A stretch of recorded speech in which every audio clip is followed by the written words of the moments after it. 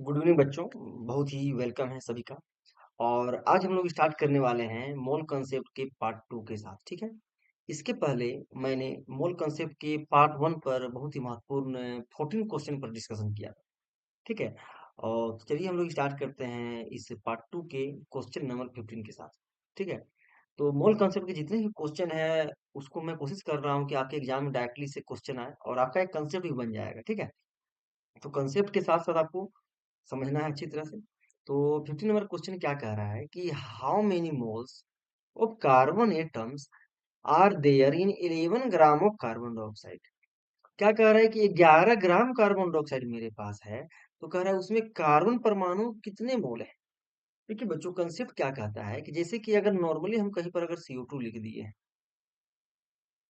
ठीक है, तो इस CO2 लिखने का मतलब है कि मेरे पास 1 मोल है। ठीक है। तो इस 1 मोल कहने का मतलब है कि कार्बन मेरे पास कितना है, 1 मोल है। ठीक है। और ऑक्सीजन कितना मोल हो गया था मेरा, ये भी मेरा 1 मोल है। ठीक है। तो पहले अगर मोल कितना मोल है वो डिसाइड कर ले। और हम जानते हैं कि अगर CO2 के 1 मोल की बात कर रहे हैं हम, तो इसका मतलब 44 ग्राम होता है। ठीक है। तो कॉन्सेप्ट समझना है। 44 ग्राम का मतलब हो गया 1 मोल। इसलिए लेकिन यहाँ पर कितना ग्राम है हम देख रहे हैं, 11 ग्राम है। इसलिए हम लोग अगर 11 ग्राम में निकालना चाहें तो कितना हो जाएगा, 1/44 इंटू 11। ठीक है। तो इसको हम फाइनली सॉल्व करेंगे तो ये 1/4 आ जाएगा। और इसका मतलब हो गया 0.25। ठीक है। तो इसका मतलब है कि अगर 11 ग्राम कार्बन डाइऑक्साइड मेरे पास है तो इसका मतलब कार्बन डाइऑक्साइड का 0.25 मोल है मेरे पास। ठीक है। कितना मोल है, 0.25 मोल है CO2 का। तो 0.25 मोल है CO2 का कहने का मतलब है, इसका मतलब कार्बन भी CO कितना है मेरा, 0.25 मोल है। ठीक है। तो मेरा आंसर क्या हो जाएगा इसमें, कार्बन का ये डी नंबर आंसर हो जाएगा। चलिए हम लोग बात करते हैं क्वेश्चन नंबर 16। क्वेश्चन नंबर 16 कह रहा है कि the number of moles of H2SO4 required to neutralise 1 mole of NaOH। ठीक है। कह रहा है कि 1 मोल ऑफ NaOH के 1 मोल को न्यूट्रलाइज करने के लिए हमको कितना मोल चाहिए H2SO4। तो सबसे पहले क्या करेंगे, जब भी इस तरह क्वेश्चन हो तो पहले हमको इक्वेशन लिख लेना है। इक्वेशन लिखते हैं पहले। तो इसका इक्वेशन लिखेंगे अगर तो H2SO4 हो जाएगा और प्लस इधर क्या हो गया मेरा, 2NaOH, क्योंकि बैलेंस करेंगे तो ये सोडियम कितना चाहिए हमको, 2 को चाहिए, क्योंकि यहाँ पर SO4 का वैलेंसी -2 होता है हम जानते हैं। इसलिए इसको 2 को पॉजिटिव चाहिए। और ये रिएक्शन करे क्या बनाएगा मेरा, ये बनाएगा इधर, इसको अच्छी तरह से लिख लेना है। तो ये बनाएगा मेरा Na2SO4। ठीक है। ये बनाएगा सोडियम सल्फेट। ठीक है। और प्लस वाटर, ये क्या निकाल लेगा, वाटर। ठीक है। मतलब कंसेप्ट क्या हुआ, इसका मतलब अगर 1 मोल हम H2SO4 लेते हैं, किसको, 2 मोल NaOH को न्यूट्रलाइज करने के लिए। ठीक है। तो क्वेश्चन कह रहा है तो NaOH के 1 मोल को बेअसर करने के लिए कितना मोल चाहिए। तो कंसेप्ट सीधी सी बात है कि 2 मोल अगर NaOH को न्यूट्रलाइज करने के लिए, 2 मोल NaOH को न्यूट्रलाइज करने के लिए 1 मोल हमको चाहिए H2SO4, है कि नहीं। लेकिन कंसेप्ट कह रहा है कि क्वेश्चन कह रहा है कि हमें सिर्फ एक ही मोल NaOH के, एक ही मोल को न्यूट्रलाइज करना है। इसलिए NaOH के सिर्फ 1 मोल को, ठीक है, न्यूट्रल करने के लिए, बेअसर उदासीन करने के लिए हमको कितना चाहिए, तो 1/2 हो जाएगा। और इंटू 1 सोल्व करेंगे तो मेरा 0.5 आ जाएगा। ठीक है। तो मेरा आंसर क्या हो जाएगा, ये 0.5। अब क्वेश्चन नंबर 17 को देखते हैं हम लोग। कह रहा है कि the number of moles of hydrogen gas required to produce 5 moles of ammonia in the reaction. मतलब ये रिएक्शन दिया हुआ है, कह रहा है कि 5 मोल्स ऑफ अमोनिया प्रोड्यूस करने के लिए, 5 मोल्स मतलब कि अमोनिया के 5 मोल उत्पन्न करने के लिए हाइड्रोजन गैस के मोलों की संख्या निकालना है। तो इस इक्वेशन के हिसाब से अगर हम देखें तो क्या हो रहा है कि यहाँ 2 मोल अमोनिया हमें मिल रहा है। ठीक है। 2 मोल अमोनिया मिल रहा है अगर हम 3 मोल हाइड्रोजन लेते हैं। ठीक है। तो 2 मोल अमोनिया अगर लेते हैं तो हमें 3 मोल हाइड्रोजन मिलता है, सॉरी 3 मोल हाइड्रोजन का रिक्वायरमेंट है, इसलिए यूनिटरी मेथड से। इसलिए अगर 1 मोल अमोनिया हमको चाहिए, अगर 1 मोल चाहिए तो क्या हो जाएगा ये, 3/2 लेकिन हमको क्या कह रहा है कि 5 मोल अमोनिया चाहिए, इसलिए 5 मोल अगर अमोनिया का रिक्वायरमेंट है तो क्या हो जाएगा, 3/2 × 5। तो सोल्व करेंगे तो मेरा कितना आ जाएगा फाइनली, 7.5 मोल आंसर। ठीक है, तो मेरा क्या हो गया आंसर, 7.5। देखिए बच्चों, जिन बच्चों ने क्लास नहीं किया, इसके पहले आपका पार्ट 1 हो चुका है, ठीक है, तो आप पार्ट 1 को जा करके जरूर देख लें। देखेंगे तो ही मेरा एक कंसेप्ट बन जाएगा, ठीक है। तो जो भी बच्चे क्लासेस कर रहे हैं, आपको फ्यूचर रेफरेंस को देखते हुए आपको क्लासेस करना है। 18 कह रहा है कि ए solution contains 1 mole of sodium chloride, कह रहा है कि 1 मोल NaCl है, dissolve in 1 litre of water. 1 litre water में डाल रहे हैं तो कह रहा है मोलरिटी निकालिए, कह रहा है कि 1 विलियन में 1 मोल सोडियम क्लोराइड है और 1 लीटर जल में घुला हुआ है, तो विलियन की मोलरता निकालिए। तो हम जानते हैं मोलरता का फॉर्मूला क्या होता है, number of moles per litre of the solution. और नंबर ऑफ मोल्स कैसे निकालते हैं, ये होता है दिया गया द्रव्यमान बटे आणविक द्रव्यमान, ठीक है।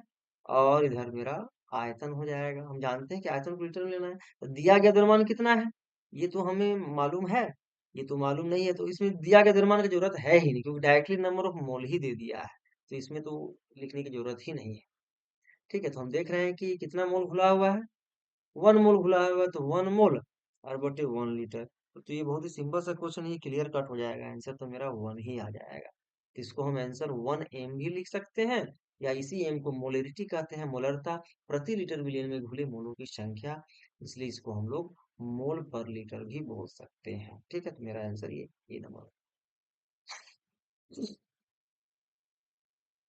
अब क्वेश्चन नंबर 19 में हम लोग बात करते हैं।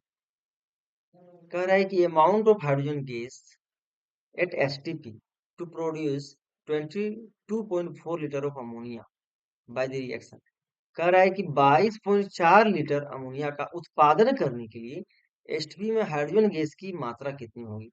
देखिए बच्चों, सबसे पहले तो यहाँ समझना है कि 22.4 लीटर, और हम जानते हैं कि 1 मोल का मतलब होता है 6 × 10⁻23, वो एटम्स होता है, दैट मीन्स की संख्या। और हम गैसेस के फॉर्म में जानते हैं, वॉल्यूम के केस में 22.4 लीटर का मतलब ही होता है 1 मोल। क्या होता है, 1 मोल। अगर ग्राम के केस में लेंगे तो किसी का जो ओरिजिनल एटॉमिक मास या मोलिकुलर मास होता है, ठीक है।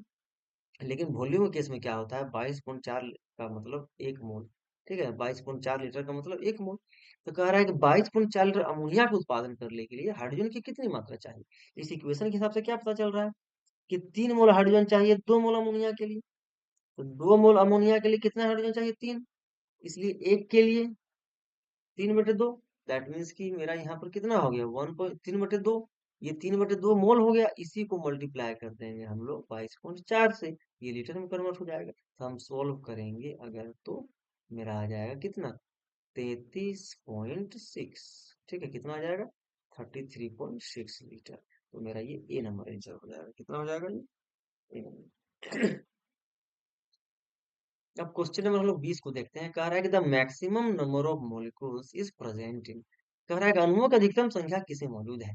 तो अणुओं की अधिकतम संख्या निकालने का तो बहुत ही आसान तरीका है, हम लोग आराम से निकाल सकते हैं। कह रहा है कि 15 litre of O2 gas at STP, ठीक है, 15 litre of O2 gas at STP, 10 litre of H2 gas at STP, की 1.5 ग्राम ऑफ H2 और की 5 ग्राम। तो सबसे पहले हम ऑप्शन ए को क्लियर करते हैं। कह रहा है कि 15 लीटर, क्योंकि हम जानते हैं कि 22.4 लीटर का मतलब होता है 1 मोल, इसका मतलब ए ने अणुओं की संख्या बताना है।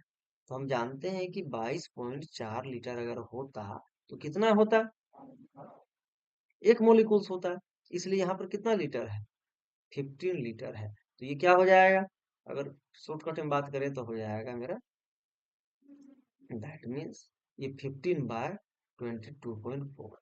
ठीक है, ये 15/22.4 हो जाएगा। उसी प्रकार बी नंबर का अगर सोल्व करेंगे तो कितना हो जाएगा, तब यहाँ पर 10/22.4 हो जाएगा। उसी प्रकार सी नंबर का हम सोल्व करेंगे, इसको हम लोग सोल्व करके देख लेते हैं। इस तरह से सोल्व करेंगे और उसी तरह से सी को सोल्व करेंगे, तो यहाँ कह रहा है क्या, 1.5 ग्राम। तो हम जानते हैं कि H2 कहने का मतलब है कि H2 का 1 ग्राम, H2 का H2 का 2 ग्राम ना, H2 है ना, तो H2 कहने का मतलब यहाँ पर कि उसका 2 ग्राम, 2 ग्राम का मतलब 1 मोल। तो 2 ग्राम में 1 मोल, इसलिए 1.5 ग्राम में तो कितना हो जाएगा, 1.5 बाय 2 हो जाएगा। ठीक है। उसी प्रकार अगर डी का निकालेंगे तो हम जानते हैं कि CO2 का मतलब क्या होता है, 44 ग्राम, तो 44 ग्राम में 1 मोल, 44 ग्राम में 1, इसलिए 5 ग्राम, इसलिए 5 ग्राम में तो क्या हो जाएगा, 5/44। इस तरह से हम सोल्व करेंगे सारे डाटा को, तो हम देखेंगे कि मेरा सबसे अधिक किस में हो रहा है, मेरा सबसे अधिक अधिकतम अणुओं की संख्या मेरा ए नंबर में हो जाएगा। सॉरी। अब चलते हैं हम लोग क्वेश्चन नंबर 21 में। कह रहा है कि the incorrect statement for 14 gram of CO, 14 gram of CO के लिए कह रहा है कौन सा स्टेटमेंट आपका गलत है। तो कह रहा है कि it occupies 2.24 litre at NTP. हाँ, हम पढ़ चुके हैं। नहीं नहीं, यही बात तो फर्स्ट नंबर में है, कौन सा गलत है कह रहा है, it occupies 2.24 litre at NTP. हाँ, ये सही है, 2.24 लीटर एनटीपी में होता है, ये सही बात है। कह रहा है कि it corresponds to 0.5 mole of CO, तो 14 ग्राम तो हम देख लेते हैं, क्योंकि हम जानते हैं CO, CO का मतलब कार्बन का इधर हो गया कितना, 12, और ऑक्सीजन का इधर 16, तो देख रहे हैं कि ये हो गया 28 ग्राम। इसका मतलब CO का अगर मेरे पास 1 मोल है तो उसका मतलब 28 ग्राम है। कितना ग्राम, 1 मोल में 28, लेकिन है कितना मेरे पास, 14 ग्राम, ये इसका मतलब 0.5 मोल है। इसका मतलब ये भी बात सही है। कह रहा है it corresponds to same mole of CO and N2। हाँ, क्योंकि CO का 14 होता है और N2 का भी मेरा 14 ही होता है। ठीक है, दोनों क्या है, सेम मोल है, क्योंकि इसका भी 28 ग्राम हो गया और N2 का भी 28 ग्राम हो, दोनों सेम है, तो ये भी बात सही है। इसका मतलब मेरा डी नंबर मतलब। अब 22 कह रहा है कि what is the molarity of H2SO4, कह रहा है कि H2SO4 का मोलरिटी कितना होगा, H2SO4 का मोलरता कितना होगा, जिसका घनत्व दिया हुआ है, डेंसिटी दिया हुआ है 1.84। इसका मतलब मेरे पास डेंसिटी मालूम है कितना, 1.84। ठीक है, जो डाटा दिया हुआ हो पहले उसको लिख लेना है। उसके बाद क्या कह रहा है कि देखिए बच्चों, एक्स दिया हुआ है, ये 98% कहने का मतलब कि ये मेरा 98% ऑलरेडी गिवन है, तो हमें मोलरिटी निकालना है। तो आप लोग याद कीजिए, मोलरिटी का एक हम फॉर्मूला बताए थे, क्या बताए थे, मोलरिटी का फॉर्मूला मैंने बताया है कि 10 x d/, मोलिकुलर वेट। ठीक है, तो यहाँ पर हम लोग 10 और x क्या ले लेंगे, वो 98% जो परसेंटेज में है n, और ये d तो मेरा दिया हुआ है ही 1.84। तो इस फॉर्मूला को याद रखना पड़ेगा, 10 x d/m0 मोलिकुलर वेट, और मोलिकुलर वेट आराम से निकाल लेंगे हम H2SO4 का। H2SO4 का जब हम मोलिकुलर वेट निकालेंगे तो कितना हो जाएगा, H2 है तो इसका 2 हो गया, इधर लिख देंगे 2, और प्लस सल्फर का हो जाएगा, सल्फर का 16 दूना 32 हो गया, और इधर यहाँ पर O4 है, तो एक ऑक्सीजन का 16 होता है, 16 चौका 64। ठीक है, तो हम सोल्व करेंगे तो फाइनली मेरा आंसर आ जाएगा, तो आप लोग सोल्व करके देखिएगा तो आंसर मिल जाएगा।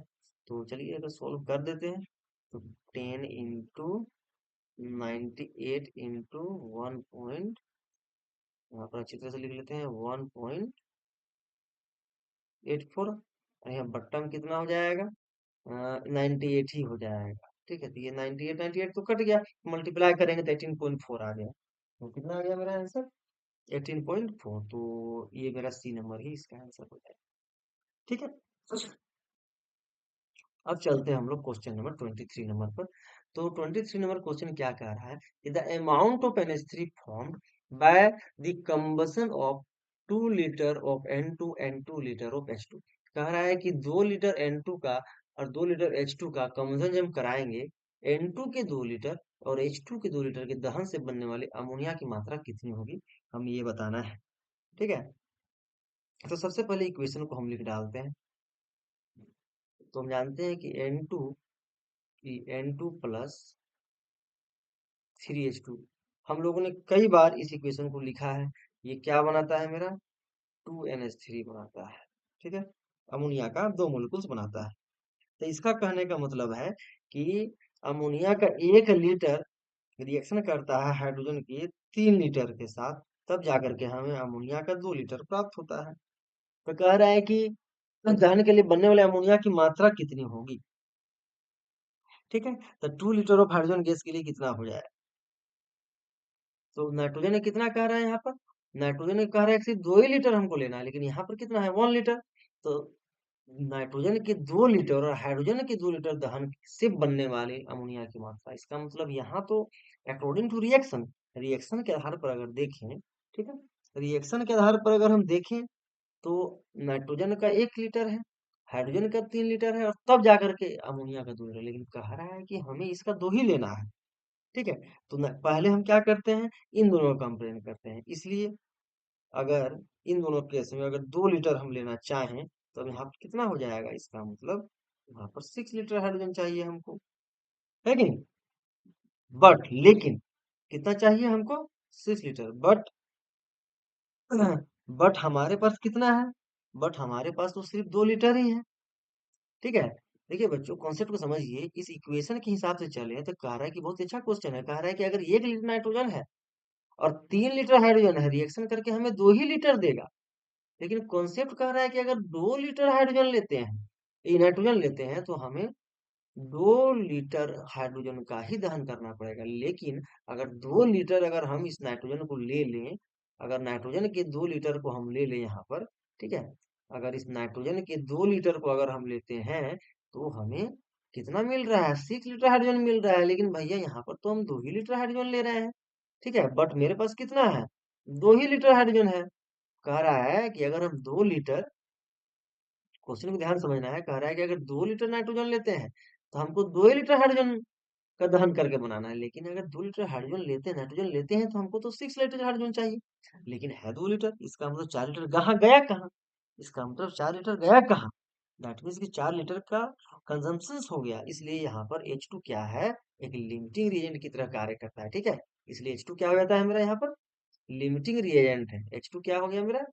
लिमिटिंग रिएजेंट हो गया। ठीक है, अब कंसेप्ट कह रहा है कि 3 लीटर हाइड्रोजन गैस, अब कह रहा है कि उसकी, अब हम इन दोनों को रिलेट करके चलते हैं। इन दोनों को रिलेट अगर करेंगे तो क्या कह रहा है कि अगर 3 लीटर, इधर अच्छा से लिखते हैं, कह रहा है कि अगर 3 लीटर हाइड्रोजन है तो हमें अमोनिया का 2 लीटर मिल रहा है।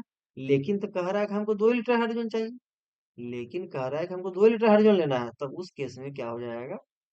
उस केस में हो जाएगा 2/3 और गुना 2। ठीक है, यहाँ थोड़ा लिखने में दिक्कत हो रहा है, तो यहाँ 2/3 गुना 2 हो जाएगा। तो यहाँ पर कितना हो जाएगा? 1.33 लीटर। ठीक है, इसका मतलब हमको 1.33 लीटर ही चाहिए। ठीक है, तो मेरा आंसर ये डी नंबर हो जाएगा।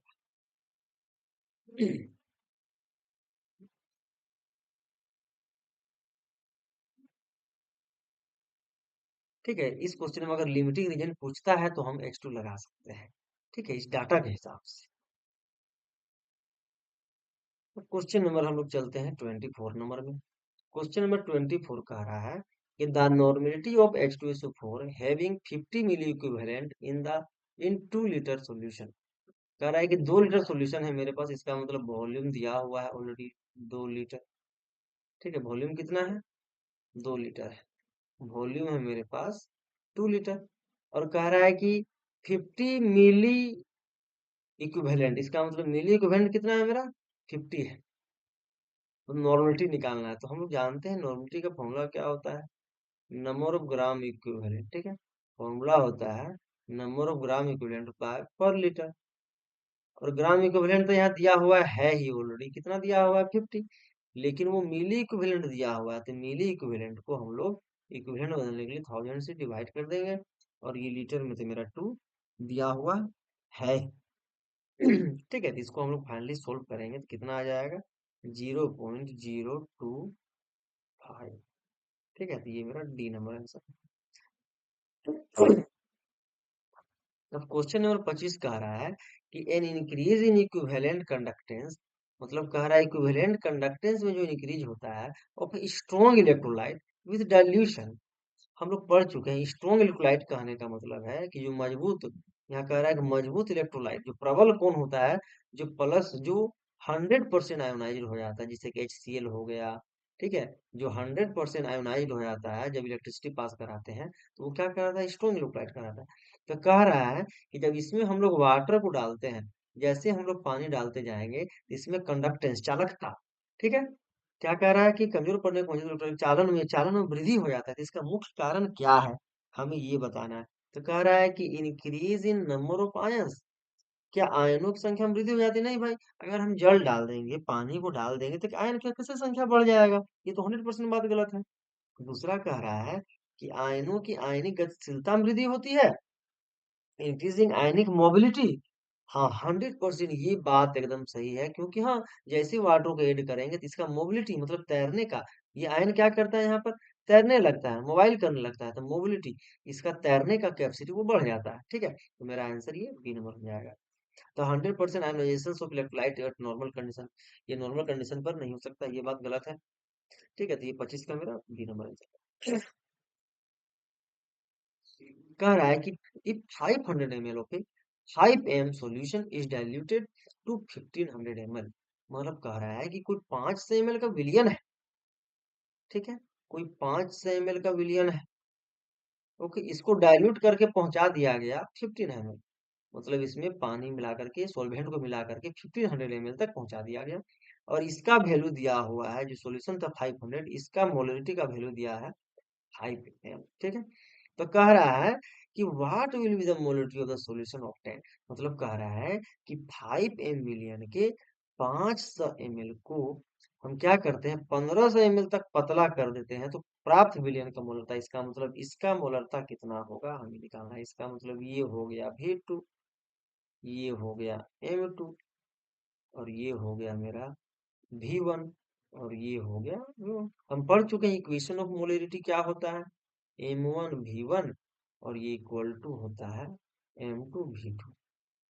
क्या होता है, M2 V2, ठीक है। तो ये देखिए बच्चों, हम लोग क्या करते हैं, अगर वाटर को मिलाते हैं तो वो नंबर ऑफ मोल्स मेरा सेम ही रहता है, इसलिए उस कंडीशन में ये दोनों आपस में इक्वल हो जाता है। तो हम पुट कर देंगे तो यहाँ हो जाएगा 500 इंटू 5 इक्वल टू, ये M2 तो हमें निकालना है, M2 रहने देते हैं, और ये वॉल्यूम दिया हुआ है 1500। तो हम सोल्व करेंगे तो यहाँ से मेरा M2 आ जाएगा कितना,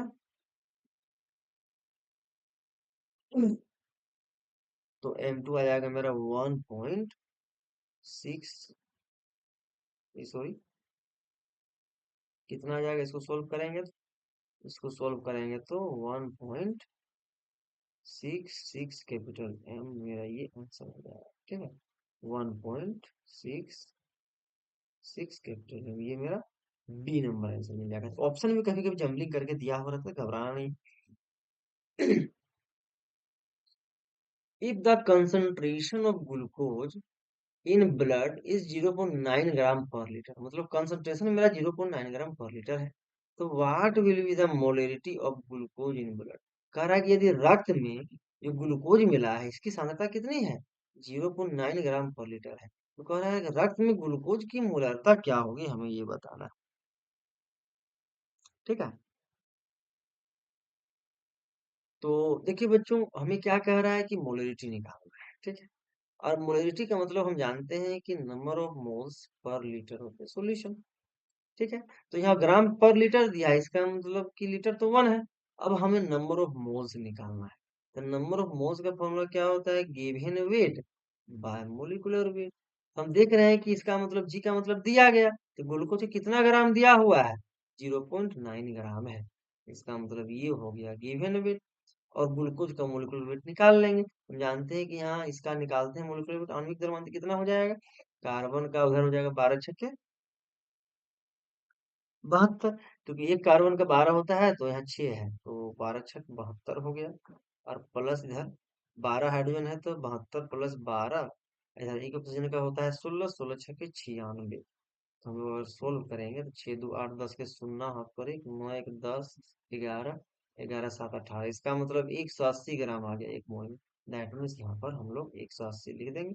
तो फाइनली यहाँ पुट कर देंगे तो कितना आ गया, कितना आ गया यहाँ पर, इसको हटाते हैं डेसिमल को, यहाँ पर नीचे में आ गया, तो यहाँ पर हो गया मेरा 9/, 1800, ठीक है। तो 9/1800 का मतलब हो गया 1/200। तो यहाँ पर हम लोग 1/200 पुट करते हैं, यहाँ पर 1/200 पुट करेंगे तो ये मेरा 200 नीचे आ जाएगा। और जब ये नीचे आ जाएगा तो हम लोग सोल्व करेंगे तो मेरा आंसर कितना आ जाएगा, ये मेरा आंसर आ जाएगा 0.00005, ठीक है। तो मेरा आंसर कितना हो गया 0.005, ये मेरा आंसर हो गया, ये सी नंबर आंसर हो जाएगा, ठीक है। तो देखिए बच्चों, आज का क्लास यहीं पर समाप्त होता है। तो आज की क्लास में हम लोगों ने लगभग 12 बहुत ही इंपॉर्टेंट क्वेश्चन को किया, ठीक है। लगभग आज की क्लास में हम लोगों ने कितना क्वेश्चन किया, लगभग 12 क्वेश्चन को हम लोग किए, ठीक है। तो पहला पार्ट में आपका लगभग 14 क्वेश्चन हो चुका था, और 12 पार्ट में हम लोगों ने आज 12 क्वेश्चन किया। तो घबराना नहीं है, आराम आराम से क्लास को करना है, और बशर्ते कि कंसेप्ट को हमें समझना है, ठीक है। कंसेप्ट एक बार अगर डेवलप हो जाएगा तो फिर दिक्कत नहीं होगा, धीरे धीरे आपका लेवल बढ़ेगा। तो पार्ट 3 को देखना नहीं भूले, पार्ट 3 में आपको एक अच्छा लेवल का क्वेश्चन मिलेगा। तो क्लास बाय क्लास लेवल बढ़ते रहेगा, और इक्विलिब्रियम थर्मोडायनेमिक्स का भी आते रहेगा लेक्चर, ठीक है। तो ड्यू टू सम रीजन हम क्लास नहीं ले पा रहे थे, ठीक है। तो ऐसे ही हम वीडियो अपलोड करते रहेंगे, तो आप लोग वीडियो को लाइक शेयर करें, और चैनल से जितना हो सके बेनिफिट उठाने का प्रयास करें। ओके, मिलते हैं हम लोग नेक्स्ट लेक्चर।